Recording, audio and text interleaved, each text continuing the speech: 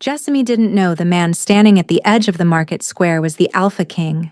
She didn't know he'd spent 5 years turning over every stone in 3 kingdoms, burning through fortunes and favors, all to find the woman who'd vanished from his bed without a word. And she definitely didn't know that the twin girls clutching her skirt, laughing at a puppet show with his silver-gray eyes, were about to shatter the fragile world she'd built on secrets and silence. All she knew was that the autumn wind carried the scent of rain, and she needed to get her daughters home before the storm broke. Millbrook was the kind of village that existed on no official map.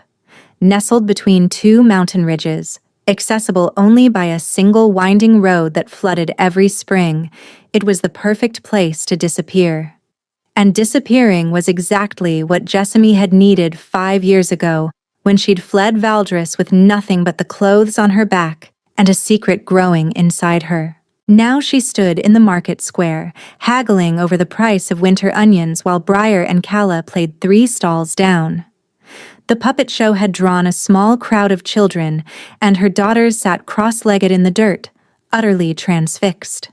Briar, the elder by 4 minutes, watched with analytical intensity. She'd want to know how the puppets worked, would ask questions all the way home. Calla, meanwhile, laughed at every joke, clapping her hands with pure joy, feeling everything so deeply it sometimes frightened Jessamy. They were so different, her girls. And yet, when they turned to look at her in unison, the same pale gray eyes catching the afternoon light, Jessamy's heart stuttered the way it always did. His eyes. She'd tried to convince herself otherwise in those early months, tried to see her own brown eyes reflected back, her own softer features. But the truth stared at her twice daily, undeniable. The sharp cheekbones beginning to emerge from childhood roundness, the stubborn set of their jaws. The way Briar commanded a room without speaking, the way Calla's rare anger flashed like lightning. Theron's daughters in everything but name. Jessamy paid for the onions quickly, suddenly eager to leave. The market felt too open today, too exposed. The feeling had been growing for weeks now, a prickle at the back of her neck. The sense of being watched. She'd learned to trust that instinct. It had kept her alive this long. "Briar, Calla," she called, keeping her voice light. "Time to go, little wolves." The girls protested, of course. The puppet show wasn't finished, and the villain hadn't been defeated yet. And please, Mama, just 5 more minutes. Jessamy was negotiating. 3 more minutes, not 5, when the crowd shifted. She felt him before she saw him. A presence that made the air heavier, that silenced conversation and drew every eye. The puppet master's hands faltered. A merchant dropped a display of copper pots. Even the children went quiet, sensing something their young minds couldn't name. Jessamy's blood turned to ice. No, no, no, no. She didn't turn around. Didn't need to. She knew that presence like she knew her own heartbeat. Had spent 5 years trying to forget how it felt to stand in its orbit, to be consumed by it. "Take the children and run," a voice in her head screamed. But her legs wouldn't move. And running had never truly been an option, had it? She'd always known this day would come, had nightmares about it, had planned for it dozens of times only to abandon each plan as hopeless. You didn't run from the Alpha King of Valdris. You simply waited for him to find you. "Mama?" Briar's voice, confused. "Mama, why is everyone so quiet?" Jessamy forced herself to turn, placing her body between her daughters and the man walking toward her. 5 years had changed him. The boyish edges she remembered had hardened into something fiercer. His dark hair was longer, pulled back from a face that looked carved from stone. A scar she didn't recognize cut through his left eyebrow, and the shadows beneath his eyes spoke of sleepless nights beyond counting. But those eyes, steel-colored and piercing, were exactly as she remembered. And right now, they burned with something between fury and devastation as they locked onto hers. Theron stopped 3 feet away. close enough that she could see the muscle jumping in his jaw, close enough that his scent, pine and wood smoke and something wild, wrapped around her like a ghost. Jessamy. Her name in his voice. Rough. Shattered. A wound-given sound. She lifted her chin, meeting his gaze even as her heart threatened to crack her ribs. Your Majesty. The formality landed like a slap. She watched him flinch, watched rage flicker across his features before his composure slammed down. 5 years. His voice was dangerously soft. 5 years I've searched. 5 years I've... He stopped. His eyes had moved past her, dropped to the 2 small faces peering around her skirt, time suspended. Jessamy watched Theron's face transform. Confusion first, then disbelief. Then something that looked like the ground crumbling beneath his feet. Briar stepped forward, fearless as always. Mama, who is this man? Why does he smell like... She paused, her small nose wrinkling. Like something familiar, like the feeling I get when I'm supposed to remember a dream but can't. Jessamy's throat tightened. She'd taught the girls about pack bonds, about the instincts that hummed in their blood. But she'd never expected Briar to recognize the pull so young. Calla gripped Jessamy's skirt tighter, but her gray eyes, his gray eyes, studied Theron with unsettling intensity. The Alpha King of Valdris, conqueror of the Northern Territories, the man whose name made grown warriors tremble, stood frozen in a muddy market square, staring at 2 girls, just past their 4th birthday, who wore his face like a mirror. When he finally spoke, his voice was barely a whisper. Jessamy. Her name again, but different now. Broken in a new way.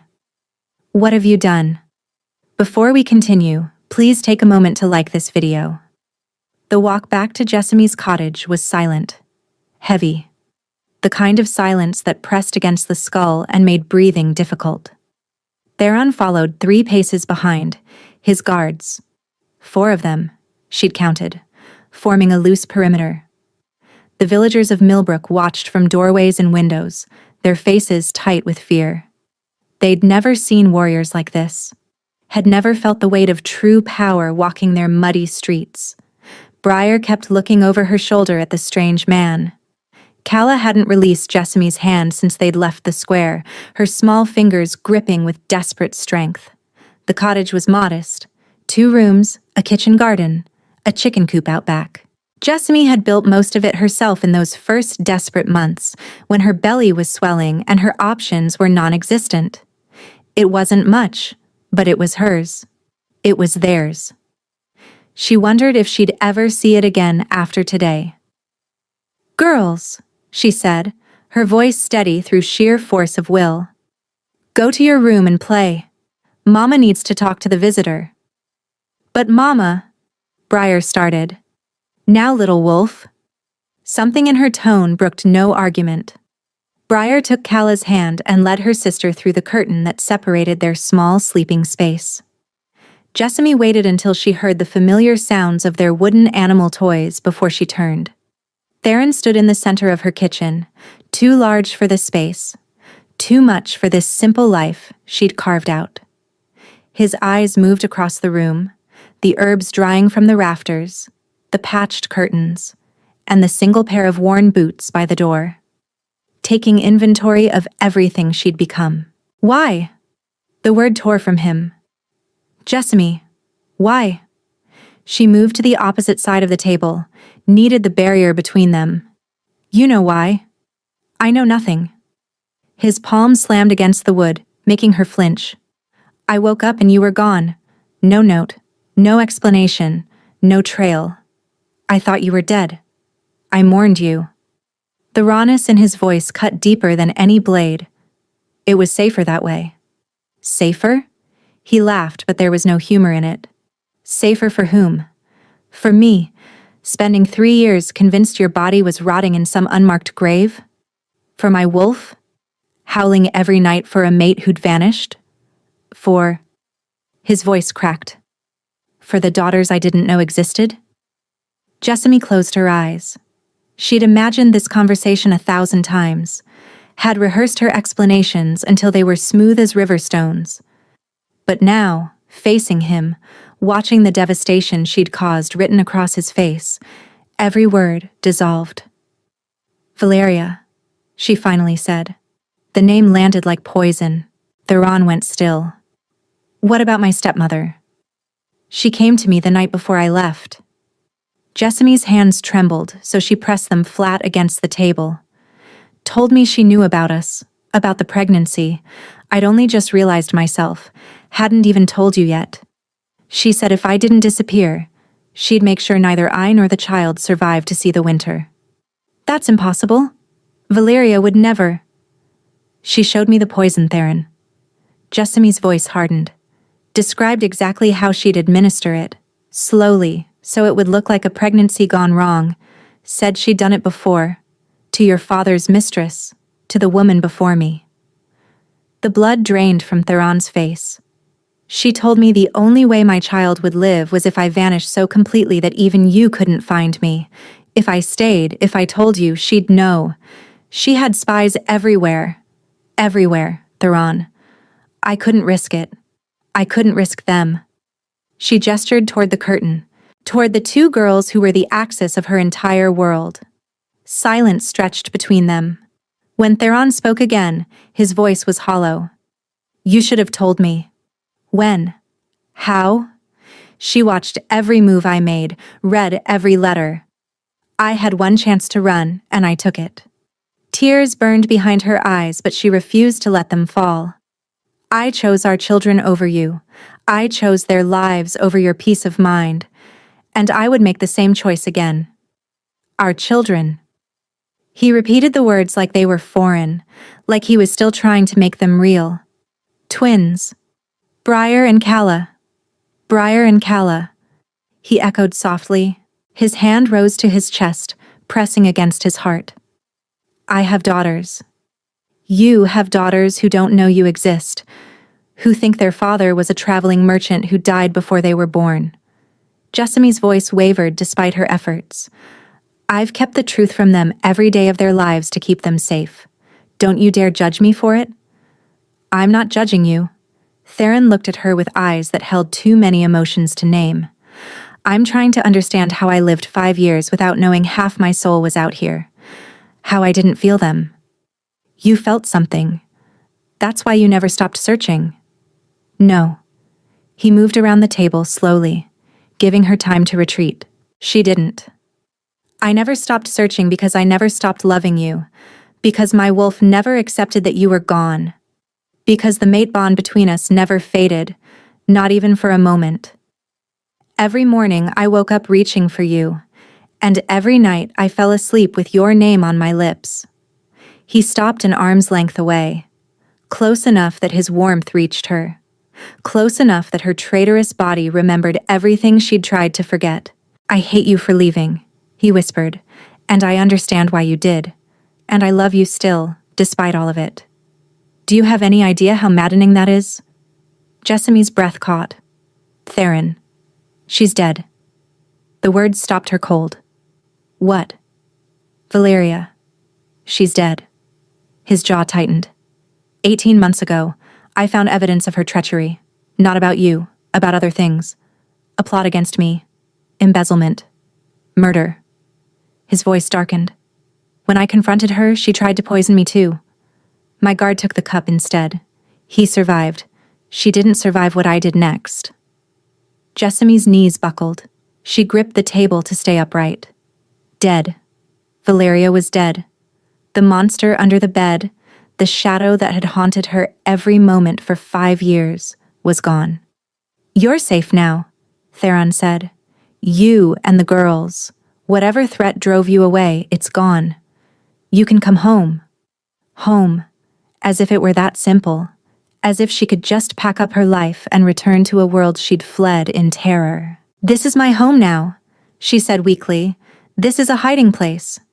His hand reached out, hovering near her cheek but not quite touching. "There's a difference." From behind the curtain, small voices argued about whose turn it was with the wooden horse. Their daughters. The weight of what came next pressed down on Jessamy like a physical force. "I'm not going back to Valdris." Jessamy said the words firmly, but even she could hear the uncertainty beneath them. Theron simply watched her, that infuriating patience he'd always possessed when he knew he'd already won. "I'm not asking you to," he said. "Not yet." "Then what are you asking?" "Time." He leaned against the table, and she hated how natural he looked in her small kitchen, how his presence seemed to fill the gaps she'd pretended didn't exist. "A chance to know my daughters, to prove that the threat is truly gone, to—" He paused, vulnerability flickering across his features. "To remember what we were to each other." "What we were is over." "Is it?" He tilted his head, studying her the way he always had, like she was a puzzle he'd never tire of solving. "Then why is your heart racing right now? Why does the bond between us still pull like it did the very first day?" "Don't use the bond against me." "I'm not using anything. I'm stating facts." He straightened, giving her space. "I've taken rooms at the inn. My guards will patrol the village border, discreetly. I'm not here to drag you back in chains, Jessamy. I'm here because for 5 years I've been a ghost haunting the halls of a castle that felt like a tomb. And now I find out I have a family. A real family. Did you think I'd just walk away?" "I hoped." "Liar." But he said it gently, almost affectionately. The curtain rustled, and Briar's face appeared. Her silver gaze moved between them with unsettling perception. "Mama, Calla wants to know if the man is staying for supper." Jessamy opened her mouth to say no. To send him away, rebuild her walls, pretend this day hadn't happened. But Theron dropped to one knee, bringing himself to Briar's eye level. "That depends," he said softly. "Would you like me to stay?" Briar considered him. 4.5 years old and already a strategist. "We don't have a pack. Mama says we're lone wolves." "Your mama is very brave. Lone wolves have to be." Theron's voice was impossibly tender. "But sometimes lone wolves find their pack again. Sometimes the pack never stops looking for them." A flicker of curiosity crossed Briar's face, a hunger Jessamy recognized with a mother's ache, the hunger for belonging. "Calla wants you to stay," Briar announced. "I haven't decided yet." Theron smiled, and Jessamy watched her daughter's careful defenses waver. "That's fair," he said. "I'll work to earn your vote." Briar nodded solemnly, then disappeared behind the curtain. When Theron stood, his eyes were wet. "She's magnificent," he breathed. "They both are. Jessamy, you've raised them." His voice caught. "You've raised them beautifully." A wall she'd built so carefully loosened by a single brick. "Supper," she said stiffly. "That's all. Then you leave?" "Of course." He was lying. She knew he was lying. And the worst part was, she wasn't sure she wanted him to tell the truth. Supper was chaos. Jessamy had planned for a simple meal. Bread, stew, whatever vegetables she could scrape together. But Theron's guards had arrived before the first pot boiled, carrying supplies from the inn. Roasted meats, honeyed fruits, fresh bread that was still warm. The girl's eyes had gone wide at the spread, and Jessamy couldn't bring herself to refuse them. Now they sat around her small table, knees bumping in the cramped space. Theron had removed his cloak, rolled up his sleeves, and was currently learning the hard way that 4-year-olds asked a lot of questions. "Why is your hair so long? Do you have a horse? Why do your eyes look like ours? Briar says you're a king. Do you wear a crown? Can I try it?" That last one came from Calla, whose initial shyness had melted the moment Theron offered her the first slice of honey cake. She'd claimed his lap as her seat 20 minutes into the meal, much to Briar's visible disapproval. Jessamy watched Theron navigate the chaos with more grace than she'd expected. He answered every question seriously, complimented Briar's cleverness when she caught him in a half-truth. Actually laughed, when Calla smeared honey across his jaw and announced he needed a beard, like the puppet man. He looked happy. The realization was dangerous. Painful, because she remembered this version of him, the playful prince beneath the cold king, the man who'd made her believe in impossible things. After supper, the girls demanded a story.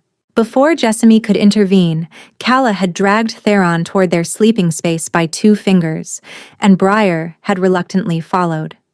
Jessamy stood in the kitchen, listening to Theron's low voice weaving a tale about a brave wolf princess and her magical sister. Listening to her daughter's giggles and gasps. Listening to the sounds of a family she'd never let herself imagine. When he emerged an hour later, both girls were asleep. "They're extraordinary," he said softly, pulling the curtain closed.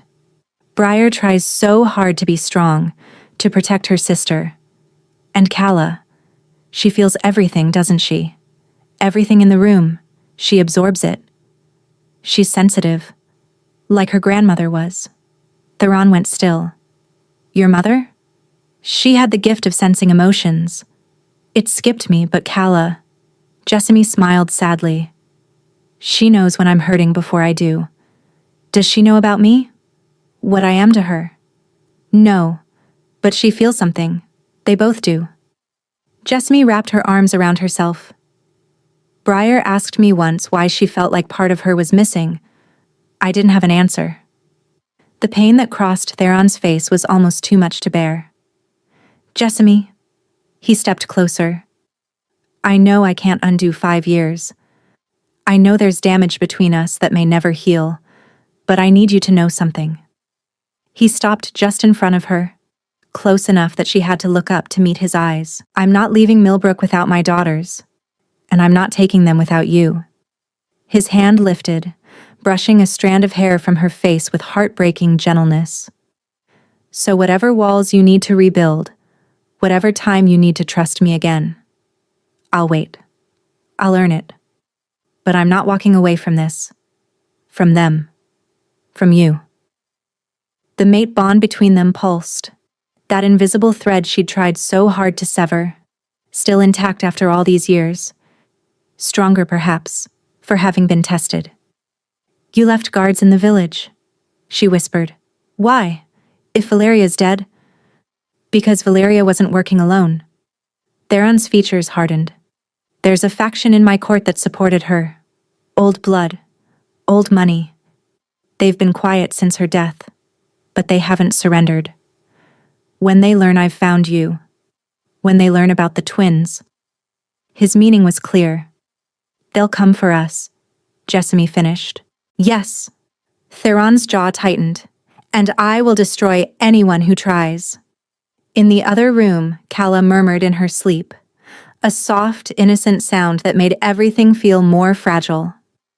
Jessamy looked at the man she'd loved, fled, and never forgotten. "What have you brought to our door, Theron?" "War, possibly." His hand fell from her face. "Safety, eventually. And the truth. Finally." He moved toward the door, then paused with his hand on the frame. "I meant what I said 5 years ago. The last words I spoke before we fell asleep that night. Do you remember them?" Her throat tightened. Of course she remembered. "You said you'd find me in every lifetime. And I meant it." His voice was rough. 5 years? 500? 5,000? I would never stop looking. Then he was gone, leaving her alone with the echo of a promise that had followed her across mountains and years, and the growing certainty that her quiet life in Millbrook was already over. 3 days passed in fragile peace. Theron came each morning and stayed until the girls fell asleep each night. He learned that Briar hated carrots, but would eat them if hidden in stew. That Calla sang to herself while playing, little melodies she invented on the spot. That both girls had inherited his stubborn streak and Jessamy's quick mind. He learned other things too. The way Jessamy watched him when she thought he wasn't looking. The way her breath caught when their hands accidentally touched. The way the bond hummed louder each day, demanding acknowledgement. On the 4th morning, Riven arrived. Jessamy heard the horse before she saw it. Thundering hooves that sent chickens scattering and drew Theron's guards to attention. A rider burst into the village clearing, dust-covered and exhausted. My king. The man, barely more than a boy, with copper hair and frantic eyes, nearly fell from his saddle. They know. Lord Cresswell intercepted our supply messages. He's traced you to this region. Theron's face turned to stone. How long? 2 days, perhaps less. He's mobilizing the old guard. 50 men, maybe more. Riven swallowed hard. They're calling it a rescue mission, claiming you've been compromised. Jessamy's blood ran cold. Compromised. Theron repeated softly. The word dripped with danger. Lord Cresswell says you've been bewitched, that the woman who fled is a sorceress who... Riven's eyes flicked to Jessamy with obvious discomfort. Forgive me, my lady. I'm only repeating his claims. What exactly is Lord Cresswell saying about me? The young messenger hesitated. That you ensorcelled the king 5 years ago, that you fled when Lady Valeria discovered your treachery, and that now you've used witchcraft to lure him here, to weaken his mind so the old families can install a more suitable ruler. Silence fell like a blade. Jessamy's mind raced. She'd known Valeria had allies, known the danger wasn't truly over. But this, a coordinated coup disguised as a rescue, was worse than anything she'd imagined. The girls, she breathed. If they take the girls... No one is taking my daughters. Theron turned to her, and the fury in his eyes was almost blinding. I will burn this kingdom to ash before I let anyone harm them. Papa? The small voice cut through the tension. Everyone turned. Briar stood in the doorway, Calla clutching her hand. Both girls stared at Theron with wide eyes. Papa? Briar repeated, testing the word. Calla said... She felt it. Is it true? Are you our papa? Jessamy's heart splintered. Theron dropped to his knees in the dirt. His eyes glistened as he looked at his daughters, truly looked at them, for the first time, as their father. Yes, he whispered. I'm your papa. I've been looking for you for a very long time. Calla broke free from Briar's grip and ran. She crashed into Theron's chest with the force of a small storm, her arms wrapping around his neck. I knew it, she sobbed. I knew something was missing. Mama said it was just a feeling, but I knew. Theron held her like she was made of glass. His eyes found Jessamy's over Calla's shoulder, and the gratitude in them nearly brought her to her knees. Briar stood apart, arms crossed, her small face a war between hope and suspicion. If you're our papa, she said slowly, why weren't you here? Why didn't you find us before? Theron extended his free arm. An invitation, not a demand. Because I didn't know where to look. Your mama hid you to keep you safe from bad people. Very bad people who wanted to hurt you. She was brave enough to run, and I wasn't smart enough to find you sooner. His voice cracked. But I'm here now, and I will never let anyone hurt you. I swear it on my life. Briar studied him with those piercing eyes like winter frost. Then, slowly, she walked forward and let him pull her into the embrace. Jessamy watched the three of them cling to each other in the morning light and felt a lock opening inside her chest. A door she'd welded shut 5 years ago creaking on its hinges. Then Riven cleared his throat. My king. Cresswell's men. They're coming. Theron released his daughters slowly, pressing a kiss to each forehead. Then we need to leave. He stood, his hand finding Jessamy's and gripping tight. All of us. Tonight. They rode through the night. Theron's guards had procured horses with terrifying efficiency, and by moonrise, their small party was deep in the forest heading north. Jessamy rode with Calla pressed against her chest, the girl finally asleep despite the jostling. Briar had insisted on riding with Theron, her small hands gripping his cloak as she fought to stay awake. They didn't stop until dawn painted the sky pink and orange. The cabin was hidden in a valley between 2 peaks, invisible unless you knew exactly where to look. A hunting lodge, Theron explained, built by his grandfather and known only to the royal family. Cresswell doesn't know about this place, Jessamy asked as Theron helped her dismount. Cresswell knows what Valeria knew, and Valeria never earned my grandfather's secrets. He lifted Calla from Jessamy's arms with practiced ease, cradling his sleeping daughter against his shoulder. We're safe here. For now. The cabin was larger than Jessamy had expected. 4 rooms, a functioning kitchen, a fireplace that Theron's guards had roaring within minutes. The girls were settled in the smaller bedroom, too exhausted to do more than mumble protests before sleep claimed them. Jessamy stood in the main room, watching Theron dismiss his guards to their posts. When they were finally alone, the silence felt heavier. You should sleep, Theron said. There's a bed in the other room. I'll keep watch. I can't sleep. Jessamy wrapped her arms around herself. Every time I close my eyes, I see them finding the girls, taking them. I see... Her voice broke. I see Valeria's face, except now it's Cresswell's, and I'm running again. Always running, and it never ends. Jessamy. Theron crossed the room in 3 strides. His hands found her shoulders, steadying her. Look at me. She did. His gaze was soft in the firelight. You're not alone anymore. You haven't been alone since the moment I walked into that market square. Whatever comes next, we face it together. Do you understand? You can't promise that. I can. I am. His hand slid up to cup her face. I failed you once. I let Valeria grow powerful under my nose. I didn't see the danger until you were gone. I have carried that guilt every day for 5 years, but I am not the same man I was, Jessamy. I am sharper now, harder, and I will not fail you again. Theron, I know you don't trust me yet. I know I have to earn it. But I need you to know something. He leaned closer, his forehead nearly touching hers. These past 3 days with you and the girls, they're the first time I've felt alive since you left. The first time I've wanted a future instead of just surviving to the next day. Her breath caught. Don't say things you don't mean. When have I ever said things I didn't mean?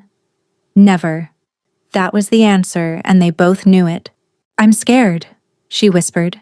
Not of Cresswell, not of the old guard. I'm scared of this. Of us. Of letting myself hope and having it destroyed again. I know. His thumb brushed her cheek, wiping away a tear she hadn't realized she'd shed. But Jessamy, hope is all we have. It's what kept you alive for 5 years. What kept our daughters safe. What kept me searching when everyone told me to stop. His voice dropped. Hope isn't weakness. It's the bravest thing either of us has ever done. She broke. 5 years of walls, of fear, of carefully maintained distance. All of it crumbled. She surged forward, pressing her lips to his with desperate hunger. Theron made a sound low in his throat and pulled her closer. His kiss was everything she remembered and nothing like it at all. Fiercer, more desperate.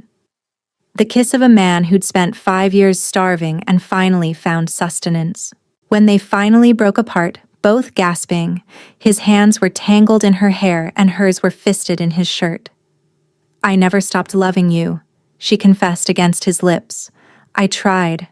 Gods, I tried so hard. But every night I dreamed of you. Every time the girls did something that reminded me of you, I ached. I built a life in Millbrook, but it was never whole. Part of me was always missing. I know. He kissed her forehead, her cheeks, and the corner of her mouth. Because part of me was missing too. What happens now? Now? He pulled back enough to meet her eyes, and she saw the future there. Terrifying and beautiful, and theirs. Now we fight for what's ours. Together. From the bedroom, Calla's sleepy voice drifted out. Mama? Papa? I had a bad dream. They broke apart reluctantly. Theron's hand found hers, squeezing once. Go, he said. I'll bring warm milk. Jessamy paused at the bedroom door. Theron? He looked at her. Don't let me go this time. Whatever happens, whatever I say when I'm scared, don't let me go. The smile that crossed his face was like sunrise after endless night. Never again. 2 days of peace. 2 days of breakfasts together. Of watching Theron learn to braid Cala's hair with clumsy fingers. Of Briar slowly thawing into hesitant smiles. 2 days of stolen moments. Hands brushing while washing dishes. Lingering looks across the room.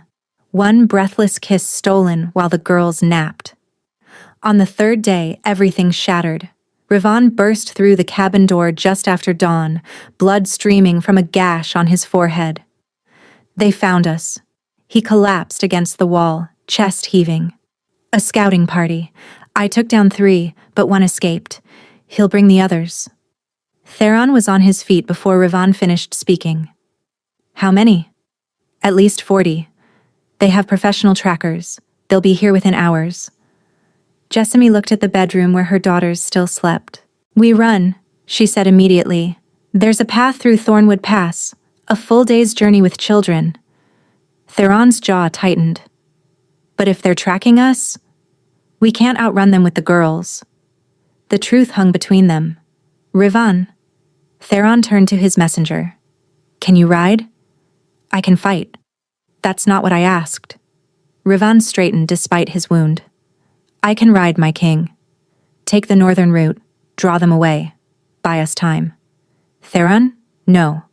Jessamy grabbed his arm. You can't send him to his death. Riven knows these mountains. He'll lead them in circles, then lose them in the caves near Widow's Peak. Theron's voice was steady. We've done it before. Riven nodded. Protect the little princesses. He was gone before Jessamy could protest further. The next hours were a blur. Packing supplies, saddling horses, waking frightened children with gentle lies about an adventure in the mountains. They were an hour into the pass when Jessamy heard the howl, a war horn echoing off the mountain walls. They've split their forces. Theron's face was grim. Rivan pulled some away, but not enough. How many behind us? 20, at least. He looked at her, then at the girls, then at the narrow path ahead. Jessamy, take the children and ride. Don't stop until you reach the border. What? I'll hold them here. This pass is narrow. 4 men can hold it if they're determined enough. Theron, if I come with you, they catch us all. His hand cupped her face. This is the only way. I buy you time. You get our daughters to safety. And if you don't come, then you raise them to know I loved them, that I loved you, that everything I did was to give them a future. Papa? Cala's voice trembled. You're coming with us, right? Theron looked at his daughter and his face wrecked Jessamy completely. Papa needs to talk to some people first, little star, but I'll catch up. On my honor. You promise? I promise. Cala nodded. Briar said nothing, but tears streaked silently down her cheeks. Theron kissed both their foreheads. Then he looked at Jessamy one last time. Go. Now. I hate you for this, she choked. I know. He smiled, the saddest thing she'd ever seen. I love you too. Then he rode toward the war horns, and Jessamy fled into the mountains with her heart in ruins. She made it 2 miles before she stopped. The girls rode ahead with Sorrel, the fastest guardsman who'd sworn to get them to the border. Jessamy had told them she'd catch up. It was a lie. She couldn't leave him. The sound of fighting reached her before she saw it. Steel on steel. Screams. The unmistakable sounds of battle. The pass opened into a clearing. Theron fought like a demon, his sword a blur of silver. 2 guards were down. The 3rd fought back to back with him. But there were too many, and Theron was bleeding, a gash on his arm, another on his thigh. A man on horseback hung back from the fight, Lord Cresswell. Gray-haired, sharp-featured, watching with cold satisfaction. Enough, Cresswell's voice rang out. Take him alive. I want him to watch what comes next. Watch what comes next. He meant to find the girls. A fury unlike anything she'd ever felt ignited inside her. Lord Cresswell! Every head turned. Theron's eyes went wide with horror. Jessamy, no! Run! But she walked forward, into the clearing. The sorceress herself, Cresswell said with amusement. Come to surrender? I've come to offer you a deal. Me for them. I'll confess to everything. The sorcery, the bewitching. I'll give you the victory you need. Jessamy, no! In exchange, she continued, you let him go. Let my daughters grow up safe.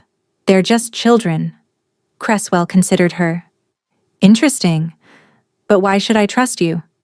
Because I would do anything to keep them safe, even marry you if that's what it takes. Theron lunged against his captors. I'll kill you, Cresswell. Tempting, Cresswell mused. He dismounted, walking toward her. But I have a better idea. I'll take your confession, keep your daughters as insurance, and execute the king anyway. His hand shot out, grabbing her throat. Jessamy couldn't breathe. Spots danced in her vision. And then, a roar shattered the silence. Not human, not animal, something ancient. Theron shifted. Where the king had knelt there was suddenly a massive wolf, black-furred, silver-eyed, and utterly terrifying. He tore through the soldiers like they were paper. Cresswell's grip loosened in shock. Jessamy stumbled backward. The wolf launched himself at the lord, jaws closing around his sword arm with a sickening crunch. Cresswell screamed. The remaining soldiers fled. Theron shifted back, naked and bloody, standing over Cresswell's whimpering form. You threatened my mate, he said, his voice barely human. You threatened my children. Please, Cresswell gasped, his body shaking from shock and agony. I'll give you anything. You have nothing I want, except your confession. Cresswell sang. Every name, every plan, every secret. It all came pouring out through gritted teeth, sweat and blood mingling on his ashen face. When it was done, Theron dropped him in the dirt. Chain him. He turned to Jessamy. You offered to marry him. I offered to save you. By sacrificing yourself. Yes. Because that's what you do for the people you love. His defenses crumbled entirely. He crossed the distance and pulled her into his arms. Never again, he said against her hair. We survive together, or not at all. Then stop trying to die for me, and we have a deal. He laughed, broken, relieved, and kissed her like the world was ending. The journey to Valdres took a week. They reunited with the girls at the border, where Sorel had kept them safe. Calla wept when she saw both parents alive. Briar walked forward and wrapped her arms around Theron's waist. You came back, she whispered. You promised, and you came back. Every time, little wolf, for the rest of my life. The capital had changed in Theron's absence. Word of Cresswell's conspiracy had spread. Confessions emerged. Loyalties shifted. By the time Theron walked through the castle gates with his family, half his council had already surrendered. 3 weeks after their arrival, Theron found Jessamy in the garden. The girls played nearby, their laughter mixing with the fountain's sound. You're thinking about Millbrook, Theron said, sitting beside her. I'm thinking about a lot of things. Tell me. I spent 5 years building a life I thought was permanent, and now I'm here, surrounded by servants and guards and politics. It's overwhelming. You don't have to stay. Jessamy looked at him sharply. I mean it, Theron said. The threat is over. If you want to take the girls and return to Millbrook, I won't stop you. I'll visit when I can.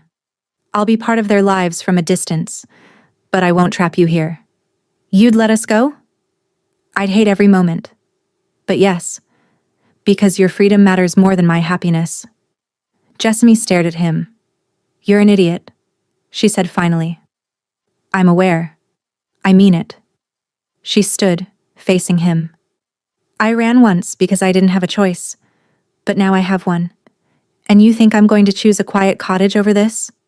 She gestured at the garden, the castle, the life that could be theirs. Over our daughters growing up knowing their father? Over sharing a bed with the most infuriatingly noble man I've ever met? Theron's face transformed from resignation to hope. Jessamy, I love you. She cut him off. I've loved you since I was 20 years old and you were a prince who looked at me like I mattered. I loved you when I ran, and I loved you when I hated you for not finding me sooner. She stepped closer, framing his face with her hands. I'm done running, Theron. I choose this. I choose you. His answer was a kiss that lifted her off her feet. Ew! Calla's voice rang out. They're being gross. Let them be gross, Briar said. Then quieter. Papa deserves to be happy. He waited a long time. Jessamy's heart swelled. Briar, skeptical, guarded Briar, had finally let herself believe. Marry me, Theron said.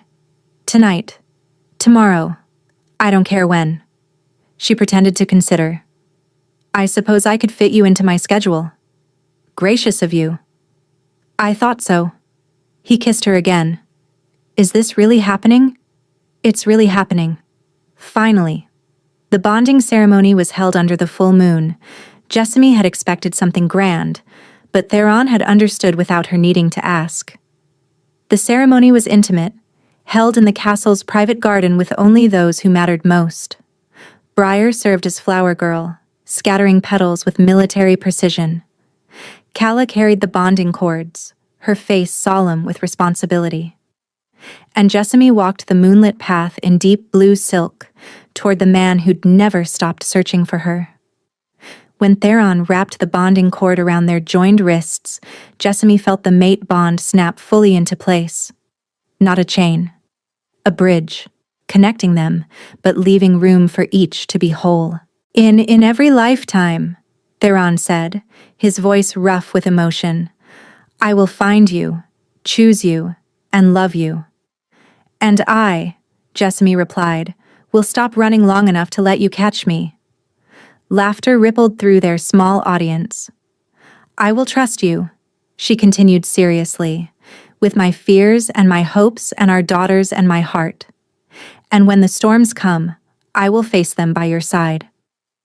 The cord tightened, sealing the bond. The celebration lasted until dawn. There was music and dancing and toasts that grew increasingly ridiculous. Calla fell asleep in Theron's arms, and he held her the rest of the night. Briar lasted longer. Eventually she climbed onto Jessamy's lap and whispered, I'm glad you stopped hiding, Mama. I like having a papa. Then she paused and added, even quieter, I was scared he wouldn't be real, that he'd disappear like the merchant in your stories. But he stayed. He fought for us. Her silver eyes, so like her father's, glistened. That's what papas are supposed to do, isn't it? Jessamy held her daughter close, tears streaming down her face. Yes, little wolf, that's exactly what papas do. Later, much later, after the girls were settled in the nursery, Theron led Jessamy to their chambers. He undressed her slowly, reverently. And when they came together, it was deeper than before. The bond hummed between them, amplifying every touch. Afterward, they lay tangled in silk sheets, the first hints of dawn casting amber light across the bed.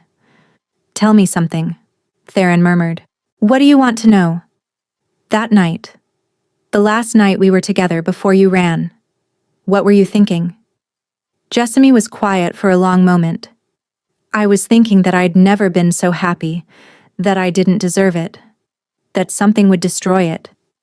She turned to look at him, and I was thinking that I'd do anything to protect what we had, even if it meant giving it up. And now? Now I'm thinking that happiness isn't something you deserve, it's something you fight for. She smiled softly. And I'm done giving things up. He pulled her closer, pressing a kiss to her forehead. Thank you, she whispered. For not giving up. For walking into that market square and turning my hiding place into a beginning. I would have searched forever, 100 years, however long it took. I know. That's why I'm thanking you. He kissed her then, slow and sweet. When they finally slept, wrapped around each other, Jessamy dreamed of wild flowers and mountain paths and two little girls with silver-gray eyes. And for the first time in 5 years, the dreams weren't tinged with fear. Jessamy had hidden for 5 years, convinced that running was the only way to survive. She'd built walls and kept secrets and raised her daughters alone. But shadows fade when light finds them. Theron had found her, not because he was powerful, but because he'd never stopped hoping. And hope, it turned out, was stronger than fear. Stronger than 5 years of silence. She'd poured herself into protecting her children, certain she was alone. She'd forgotten that sometimes, the people we run from are the same ones running toward us. And in the end, love doesn't just find a way. Love makes one. Where are you listening from? Let me know in the comments. I read every single one, and if you like to support me, please subscribe. It's free and helps more people hear these stories.